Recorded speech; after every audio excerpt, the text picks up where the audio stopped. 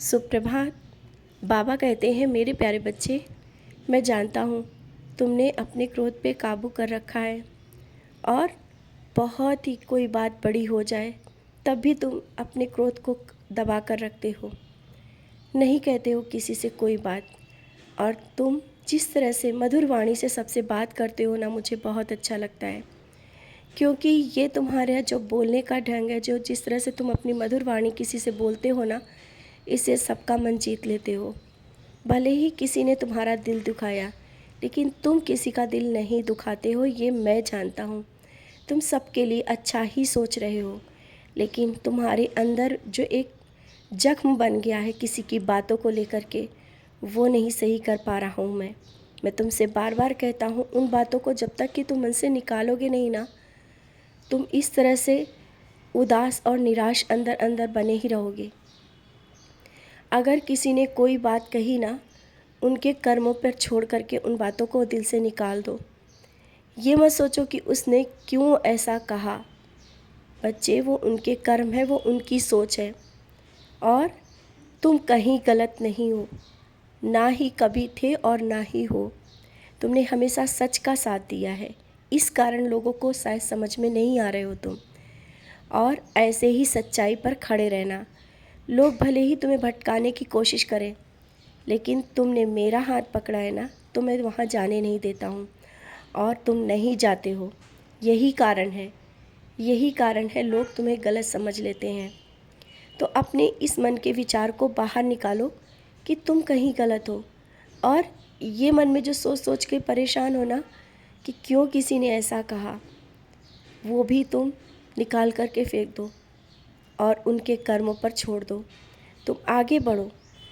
किसी की बात को इस तरह से मन में ले करके, और जो आगे काम आ रहे हैं उनके लिए भी ना बोल देते हो। तुम्हारा कहते हैं ना, तुम कहते हो कि करने का मन नहीं कर रहा है। क्यों? क्योंकि तुमने अंदर बहुत कुछ छिपा रखा है, और कुछ बातें ऐसी भी हैं जो तुम बताना चाह करके भी नहीं बता पा रहे हो। कोई बात नहीं, समय आने पर सब चीज़ें साफ साफ पता चल जाएंगी, लोगों को पता चल जाएगा। तुम मत परेशान हो कि तुम अपनी बात नहीं कह पा रहे हो। समय आएगा जब तुम अपनी बात रखोगे और तुम्हारी बात लोग समझेंगे, सुनेंगे। अभी समय नहीं है। जिस तरह से तुम चुप हो ना, अभी चुप रहो। वो भी समय आएगा जब तुम्हारी बात सुनी जाएगी। सच को लोग देखेंगे, समझेंगे, जानेंगे कि तुम सच की राह पर चल रहे हो। और ये क्यों परेशान होते हो कि लोग तुम्हें पूजा नहीं करने देते हैं? तुम्हारे बाबा को लोग मानते नहीं हैं, कोई बात नहीं, तुम मानते हो ना, तुम मेरी पूजा करते हो। और अगर उन्हें लग रहा है कि तुम देर तक पूजा करते हो, कोई बात नहीं, मन में तुम नामस्मरण करो।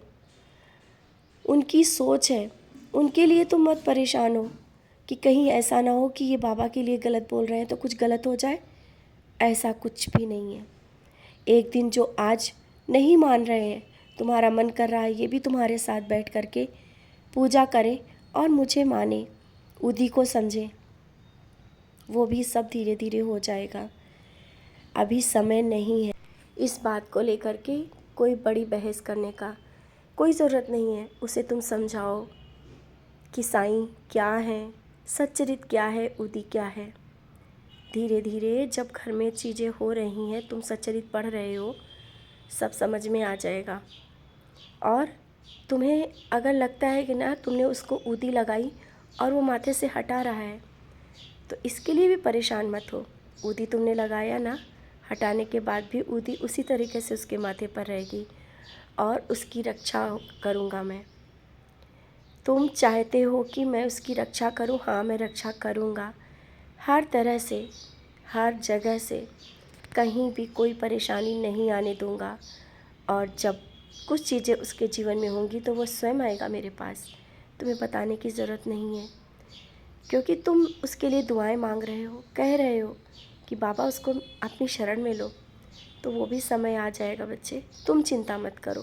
बार बार मैं कहता हूँ, तुम अपनी चिंताएं, परेशानी मन से निकाल दो, और इस तरह से अकेला और मजबूर मत समझो स्वयं को। तुम मेरे बच्चे हो, तुम्हें मैंने चुना है, तुमने मेरा हाथ थामा है और मैंने तुम्हारा हाथ, मैं छोड़ने नहीं दूँगा, कभी नहीं छोड़ूँगा। तो अब तुम बहुत ही मजबूत और एक ऊर्जा से भरे हुए कुछ अलग सबके सामने आने वाले हो बहुत ही जल्दी। और ये तो तुमने देखा भी होगा, तुम्हारे अंदर बदलाव हो रहा है। साईं तुम्हारे अंदर है, बाहर मत ढूंढो। ये मत परेशान हो कि तुम बहुत पूजा नहीं कर पा रहे हो। तुम्हारे अंदर में विराजित हूँ, तुम्हारे हृदय में विराजित हूँ। तुम आँख बंद करके जिस समय मुझे याद करते हो, मैं उस पल तुम्हारे साथ रहता हूँ। और विशेष तरह से भोग लगाने की भी ज़रूरत नहीं है, क्योंकि तुम्हें लगता है ना कि लोग देखते हैं और तुम्हारा मजाक करते हैं कि तुम इस तरह से भोग लगा रहे हो। कोई बात नहीं, जब तुम खाते हो ना, उस पल मुझे याद करते हो, मैं भोग स्वीकार कर लेता हूँ तुम्हारा। तुम्हारी भक्ति और पूजा मैंने स्वीकार किया और मेरा आज तुम्हारे लिए विशेष आशीर्वाद है, विशेष आशीर्वाद है। तुम्हारे जीवन में बहुत बड़ी सफलता मिलने वाली है, खुशियाँ आने वाली हैं। जो कुछ तुमने चाहा है ना, वो सब कुछ मैं दे रहा हूँ। खुश रहा करो।